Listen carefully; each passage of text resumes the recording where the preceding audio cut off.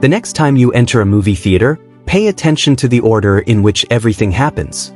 First, you see the giant posters. Then you hear the trailers playing on television screens. Then, before you even reach your auditorium, you smell it. Warm popcorn, salt, butter-flavored seasoning, fresh oil. And suddenly, even though you already ate dinner, you are standing in a line considering whether to spend $15 on a bucket of corn. That bucket might feel like an overpriced side product. But economically, it may be more important to the theater than the movie you came to watch. Because when you purchase a ticket for the latest billion-dollar franchise, the cinema does not get to keep all that money. A large portion can immediately flow back to the studio or distributor. But when you purchase popcorn, a soft drink, nachos, a cocktail, or a collectible bucket, the economics change completely. The ticket gets you through the door. The popcorn helps keep the doors open. This is the hidden business model of modern cinema, and it explains why movie theaters increasingly resemble a combination of restaurant, luxury lounge, merchandise store, and entertainment venue. Not because theaters have forgotten about movies, but because movies alone may no longer be enough. Chapter 1: The Rental Reality of Blockbusters. Imagine that you pay $20 for a premium ticket. From the customer's perspective, the transaction looks simple.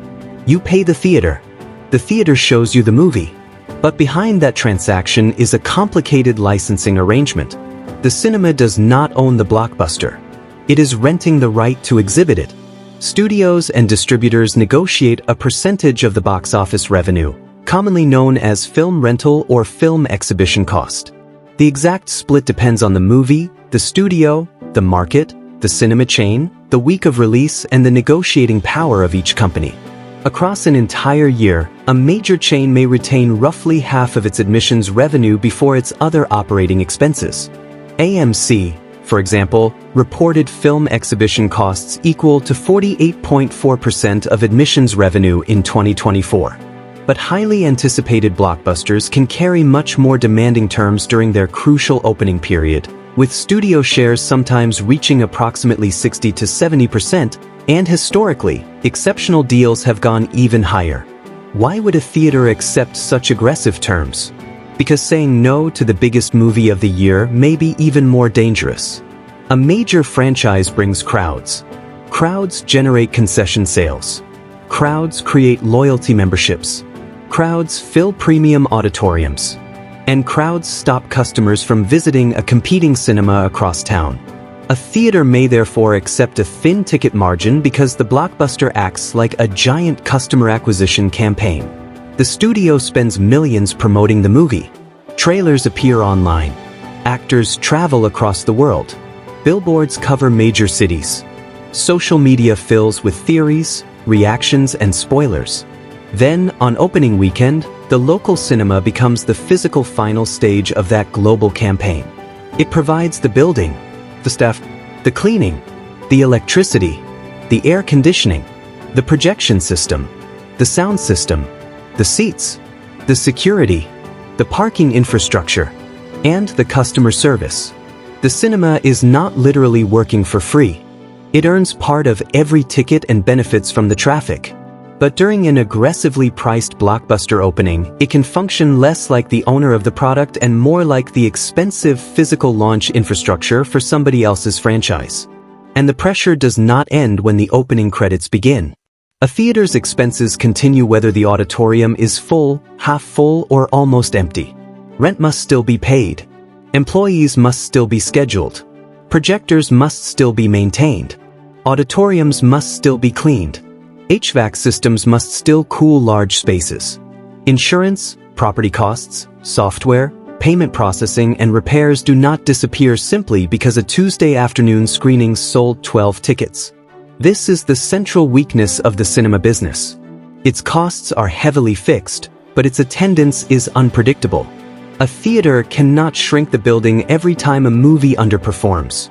It cannot return half of its seats because a film received bad reviews. And it cannot switch off every operating expense between major releases. The industry is also operating below its pre-pandemic peak. AMC reported that the North American box office in 2025 remained approximately 22% below 2019, while its own attendance declined slightly from 224.2 million patrons in 2024 to 219.4 million in 2025. That means theaters increasingly face a difficult equation: fewer casual visits, fewer guaranteed blockbuster crowds, higher expectations, more expensive equipment, and customers who can watch thousands of movies at home without leaving the sofa. So, if the ticket is not always the most profitable part of the visit, where does the survival money come from? It comes from the one product whose aroma reaches you before the movie does. Chapter 2: The Industrial Alchemy of Popcorn. Popcorn is an almost perfect concession product. The raw material is inexpensive. The kernels can be stored for long periods. The product expands dramatically when heated. It can be prepared quickly. It creates very little complicated kitchen waste. And its aroma markets the product while it is being produced. Commercial popcorn kernels can cost only pennies for the amount used in an individual serving, even though the finished bucket may sell for $10, $15, or even $20 depending on the theater and location. Of course, the kernel is not the theater's only expense.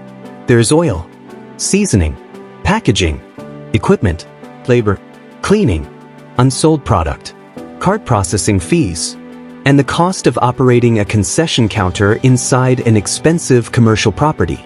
But even after accounting for direct food costs, the margin can remain enormous compared with ticket sales.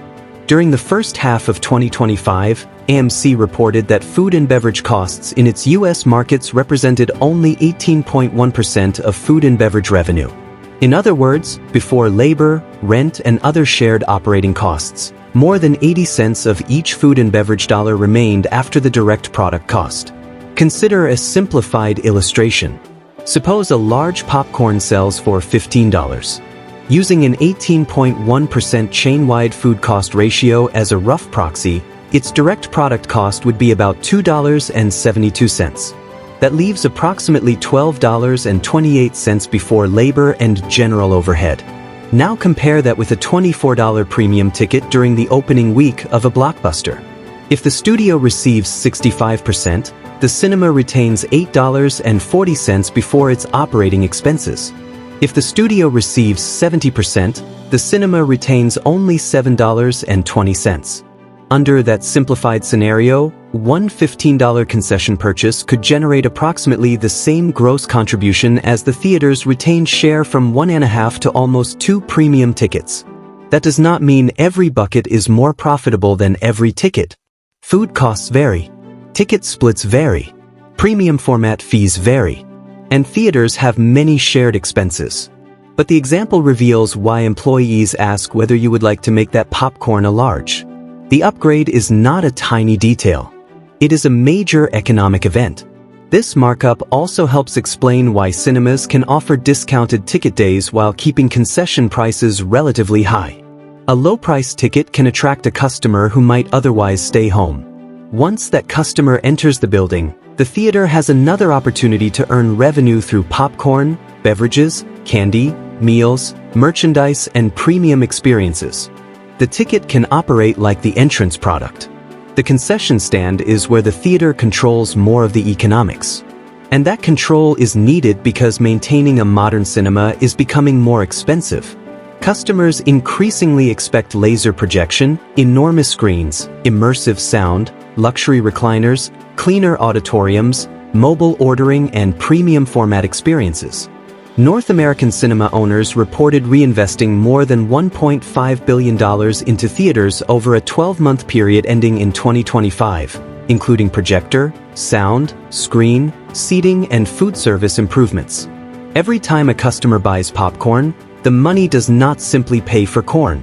It contributes to an ecosystem. The projector bulb or laser system, the sound processor, the technician, the employee cleaning the auditorium, the rent on a building containing 10 or 15 screens, the electricity required to create a controlled environment for hundreds of people. The bucket is inexpensive to produce. The environment in which you eat it is extremely expensive to maintain. That is the real product. You are not paying $15 merely for popcorn. You are paying for popcorn inside a giant, technologically advanced storytelling machine. Chapter 3: The Psychology Behind the Concession Stand. The economics explain why theaters want you to buy snacks. Psychology explains how they persuade you. Start with the sizes. Medium. At first, this appears to provide 3 reasonable choices. But consider a menu where the small popcorn costs $7, the medium costs $10, and the large costs $11. The medium now feels strangely unattractive. For $3 additional, you can move from small to medium. But for only $1 additional, you can move from medium to large. The large begins to feel like the financially responsible choice. You are spending more money, but it feels as though you are saving money. This is the decoy effect. The middle option can be positioned close enough to the premium option that the premium choice appears to offer dramatically better value. The medium does not need to be completely undesirable. Its presence simply changes the comparison. Instead of asking, "Do I really need a large popcorn?" your brain begins asking, "Why would I buy the medium when the large costs only $1 more?" The reference point has changed. Your decision is no longer between buying popcorn and not buying popcorn. It is between receiving less value and receiving more value. Popcorn pricing is frequently used as a classic explanation of this behavioral principle. Then there is the smell. That powerful aroma in the lobby is not a neutral background detail. Popcorn is prepared in open machines, often close to the customer's path. Warm air carries the smell through the entrance and toward the ticket area.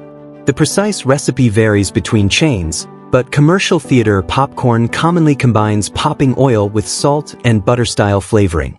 The result is an aroma that has become culturally connected with moviegoing itself. Research on sensory marketing suggests that a pleasant scent matching its environment can improve customer evaluations and influence approach behavior. Popcorn is especially powerful because many people have spent years associating its smell with excitement, entertainment, childhood outings, and major film releases. The smell does not force you to purchase anything, but it changes the emotional condition in which you make the decision. A $15 bucket may appear irrational when viewed on a spreadsheet at home. Inside a cinema lobby, surrounded by posters, anticipation, friends, children, bright menus, and the aroma of freshly popped corn, it becomes part of the ritual. The purchase is no longer evaluated as food alone. It is evaluated as part of the experience. The physical design of the theater supports that experience. Cup holders place drinks within reach for the entire movie. Wide armrests give snacks a stable surface. Reclining seats encourage customers to settle in for several hours. Mobile ordering and in-seat delivery reduce the inconvenience of visiting the counter. And because the main activity requires sitting in one place, the customer has a long, uninterrupted period in which to consume. Lighting contributes too. Dim environments can lower alertness, encourage more indulgent food choices, and make people less attentive to how much they are consuming. Inside a movie theater, attention is already occupied by the story. You are not staring into the bucket and counting each handful. You are watching a chase, a romance, a mystery, or a battle while your hand repeats a simple automatic movement. Research on eating behavior in low-light environments suggests that darkness and distraction can influence both food choice and consumption awareness. Then comes portion size. A giant bucket appears excessive when it is placed on a kitchen table. But in a theater, it has 3 advantages. It is shared. It lasts through a 2 or 3 hour movie. And because customers cannot easily judge the remaining volume in the dark, consumption becomes less deliberate. The theater does not need to make you consciously decide to eat the entire bucket. It only needs to remove the friction that would make you stop. This is why concession design is so effective. It combines pricing architecture, sensory cues, convenience, habit, and emotional association. The customer believes they are buying a snack. The theater is selling participation in a ritual. Chapter 4: The Evolution of Modern Cinema Dining. For decades, the standard concession model was simple. Popcorn, soda, candy, maybe nachos, and a hot dog. But by 2026, many theaters are trying to increase customer spending far beyond the traditional snack counter. Modern cinemas increasingly offer burgers, pizzas, gourmet desserts, customized coffee, beer, wine, cocktails, and full meals delivered directly to the seat. AMC's filings describe a strategy that includes made-to-order meals, healthy snacks, premium liquor, beer, wine, collectible concession containers, and dine-in theater formats. This transformation is happening because the theater is no longer competing only with another theater. It is competing with the customer's living room. At home, the customer has a large television, affordable streaming, comfortable furniture, control over the volume, the ability to pause, personal snacks, no travel, no parking, and no stranger looking at a bright phone in the next row.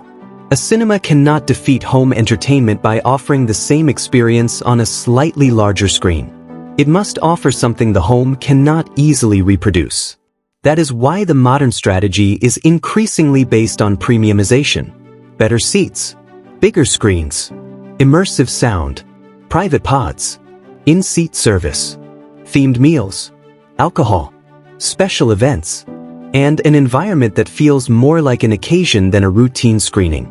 By late 2025, operators were investing in champagne coolers, luxury recliners, sofa seating, VIP beds, private pods, and expanded dining programs. Dine-in cinemas represented roughly 10% of the North American box office, according to Cinema United. The objective is not necessarily to make every visit cheaper. It is to make the visit valuable enough that a customer accepts a higher total spend. This represents a major change in how theaters think. The old model attempted to sell the same basic experience to as many people as possible. The emerging model accepts that some people may attend less frequently, but attempts to earn more from each visit. A customer might now purchase a premium ticket, a cocktail, a complete meal, a dessert, a collectible bucket, and perhaps merchandise linked to the film. The cinema visit becomes comparable to a night at a restaurant, a sporting event, or a live performance. And this brings us to one of the strangest developments in modern movie economics. The popcorn bucket is no longer always a bucket. It might be a sandworm, a superhero helmet, a robot, a vehicle, a monster, a glowing artifact, or a detailed model based on an object from the film. These limited edition concession vessels turn an inexpensive food container into licensed merchandise. Customers are no longer buying the container because it holds popcorn efficiently. In some cases, holding popcorn is almost secondary.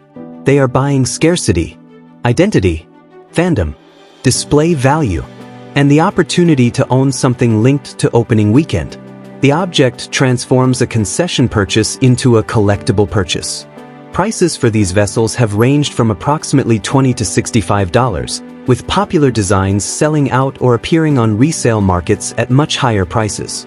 AMC reportedly generated $54 million from collectible concession vessels in 2023, demonstrating that this is no longer a novelty with no financial significance. The brilliance of the collectible bucket is that it combines three businesses: food, merchandise, and marketing. The customer pays a premium, the theater earns concession and retail revenue, and the design generates photographs, social media posts, news coverage, and viral jokes that promote both the film and the cinema. A bizarre bucket can become more culturally visible than a conventional advertisement. Even mockery can become valuable. If millions of people are discussing the object, the release has acquired free attention. Alcohol and premium food play a related role. A soft drink has a natural price ceiling in the customer's mind, but a crafted cocktail, themed meal, or table service experience can justify a much higher bill. It also makes the cinema appealing to adults who may not be motivated by candy and popcorn alone. The customer is no longer asked to choose between watching a movie and going out for dinner. The theater attempts to capture both occasions at once. This does not mean traditional popcorn is disappearing. Popcorn remains fast, familiar, and highly profitable, but it is becoming the foundation of a much larger hospitality strategy. The concession stand is evolving into a restaurant. The lobby is evolving into a lounge. And the cinema is evolving into an experience marketplace built around a screen. Chapter 5: A Precarious Future for the Silver Screen. The modern theater faces a difficult contradiction. It must continuously spend money to remain more impressive than home entertainment. But every improvement raises the cost of operating the physical venue. A home viewer can upgrade to a larger television once and use it for years. A cinema chain must maintain hundreds or thousands of screens. It must upgrade projectors, repair seats, replace carpets, modernize sound systems, renovate lobbies, maintain commercial kitchens, train staff, meet safety requirements, and keep enormous properties functioning every day. At the same time, streaming has changed the customer's perception of patience. Why travel now if the movie may become available at home later? Why pay separately for every family member? Why purchase expensive concessions? Why risk a noisy auditorium? The theater's answer is experience, scale, community, scarcity. A giant movie must feel more giant in a cinema. A horror film must feel more frightening when an entire audience reacts together. A comedy must feel funnier when hundreds of people laugh at once. A concert film must feel like an event. A classic re-release must feel like a rare opportunity. And the food, seating, technology, and atmosphere must combine to create a night that cannot be reduced to content alone. This is why the decline of concession revenue would be so dangerous. Remove popcorn, beverages, meals, and merchandise from the equation, and many theaters would be forced to depend far more heavily on the portion of ticket revenue remaining after the studio's share. That money would then have to cover wages, rent, electricity, equipment, maintenance, cleaning, insurance, debt, and continued investment. Some premium venues might survive through higher ticket prices. Some independent theaters might survive through memberships, donations, festivals, or community support.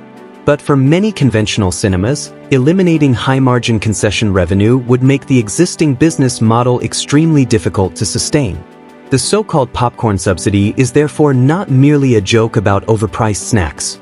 It is a form of price discrimination. Customers who purchase only a ticket can access the movie at one price. Customers willing to spend more on food, drinks, and collectibles contribute more toward the theater's fixed costs. In effect, heavy concession buyers help subsidize the infrastructure used by customers who purchase little or nothing after entering. This does not mean customers should feel guilty for skipping the snacks. Cinema prices can be expensive, particularly for families. Customers have every right to make decisions based on their own budgets. But understanding the model changes the meaning of the concession counter. The $15 bucket is not priced according to the agricultural value of corn. It is priced according to the economics of maintaining the location where the corn is being consumed. You are buying the darkness, the screen, the sound, the seat, the staff, the air conditioning, the shared reaction, the anticipation before the lights go down, and the temporary feeling that the outside world has disappeared. Conclusion: every bucket is a vote. The movie theater has always sold more than movies. It sells scale. It sells ritual. It sells collective emotion. And increasingly, it sells food, hospitality, merchandise, and premium access in order to continue delivering that ritual. The Blockbuster fills the auditorium. The studio collects its share. The theater keeps what remains. Then the concession stand begins doing the financial work that the ticket alone may not be able to do. A kernel worth pennies expands into a bucket worth $15. A medium size makes a large look economical. An aroma activates years of memory. A cup holder turns snacking into an automatic part of the viewing experience. A collectible container turns popcorn into merchandise.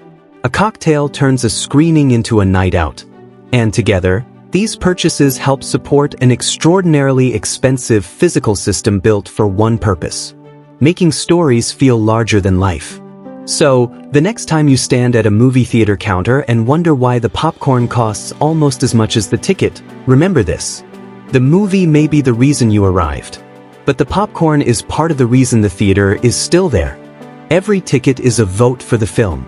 Every purchase at the counter is a vote for the building, for the projector, for the employees, for the local screen, for the idea that some stories deserve to be experienced with strangers, in the dark, at a scale no living room can fully reproduce. The future of cinema may be decided by streaming contracts, Studio strategies, release windows and billion-dollar franchises.